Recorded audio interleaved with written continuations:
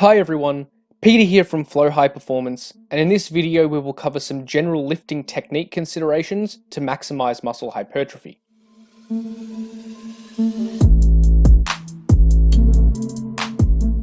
Before getting into the details of technique for maximal muscle hypertrophy, we first need to understand the stimulus to fatigue ratio concept. This idea is based on the fact that every rep of every exercise we do induces both a hypertrophic stimulus and systemic fatigue. Because training generates fatigue, there is ultimately a limit to how much total volume we can perform before performance declines, injury occurs, or the trainee develops an illness. Therefore, to make the most out of the limited volume that we can effectively perform, we should seek to induce the greatest hypertrophic stimulus. This way, we will achieve the most muscle growth with the least amount of systemic fatigue. This is relevant to lifting techniques since the way we lift can impact the hypertrophic stimulus to the target muscles and the systemic fatigue that it generates. We will now cover some general technique considerations to maximize the hypertrophy stimulus and minimize systemic fatigue accumulation. The first consideration is range of motion. When training for muscle growth, we generally want to always use full range of motion.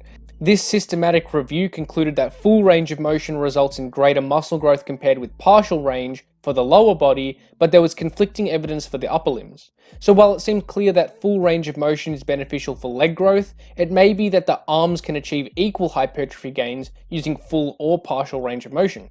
Even if this is the case, there are two primary reasons that full range of motion is probably still more effective than partial range. First is that we have some evidence that an active stretch under load seems to be somewhat hypertrophic. This research review suggested that stretch under load between muscle contractions seems to result in muscle hypertrophy. This suggests that if we perform resistance training through a full range of motion, the active stretch under load at the end of the range may be more hypertrophic compared with partial range. While not all muscles can be loaded in a highly stretched position, some muscles certainly can be. For example, the hamstrings can be loaded in a stretched position using stiff leg deadlifts, or the chest can be loaded in a stretched position using chest flies. The second indirect reason that full range of motion may be better than partial range is due to the favorable stimulus to fatigue ratio. Taking an exercise through a full range of motion generally requires less total load to be lifted. This means that we can get an equal or superior hypertrophy stimulus to the muscle with less systemic fatigue. So for every set that we do, we are accumulating less fatigue, meaning that we can perform more total weekly volume for the same level of fatigue. So it is quite clear that full range of motion is probably superior for muscle growth for a number of reasons. However, is there any potential case for using partial range of motion? There are two potential situations that less range of motion may be a better alternative to a standard full range. First is that if the trainee feels pain or discomfort using a full range of motion on a particular exercise. This may be due to previous injuries, past surgeries, or simply because of the individual's anatomical structure. In this case, the trainee is probably better off taking the exercise through the range that doesn't cause any pain or discomfort to avoid joint or tissue irritation over time. The second reason is that if the range of motion is so excessive that it actually takes the tension off the target muscles. If the tension is not on the target muscle, then there is no point extending the range of motion, otherwise we are just placing more stress on the joints and connective tissue without any additional hypertrophy stimulus. For example, this could occur by doing dips through an extreme range of motion or squatting so deep that the spine goes into flexion. The next technique consideration for hypertrophy training is strictness.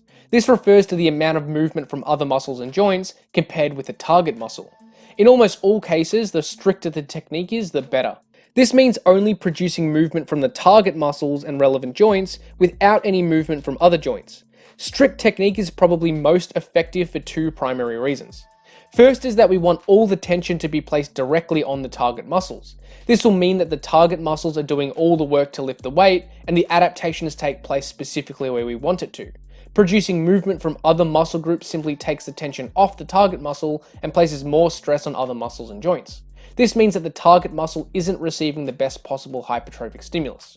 The second reason we want to use strict technique is to minimize systemic fatigue. Using strict technique usually requires less load to be lifted than if technique is sloppy.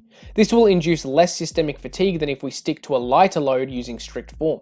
So strict technique will maximize the stimulus to fatigue ratio of each set.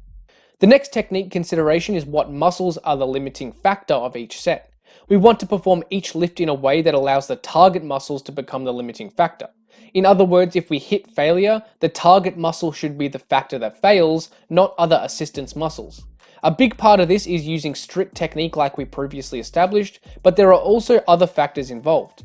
Some indicators we can use to assess if we actually train the muscle we were targeting are the mind-muscle connection and muscle soreness the following day. The specific technique used for any given exercise is highly specific to the individual. Each trainee should find what technique variation provides the best training response for them.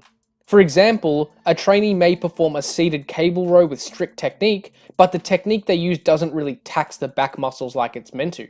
Instead, the arms become the limiting factor, and the back muscles don't really receive much of a hypertrophy stimulus. And the last primary technique consideration to maximize muscle growth is to control the eccentric portion of the lift. This doesn't mean the eccentric portion of the lift needs to be intentionally slowed down, it just means that the muscle should be working eccentrically in some way, rather than letting gravity do all the work. This meta-analysis concluded that both concentric and eccentric muscle actions are both effective at inducing muscle growth. So if this is the case, then why should the eccentric portion be controlled at all? The reason for this is because the eccentric portion is more work that the muscle could have performed.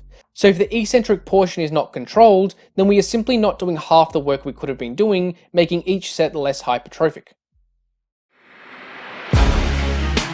Thanks for watching, and hopefully you got something out of this video.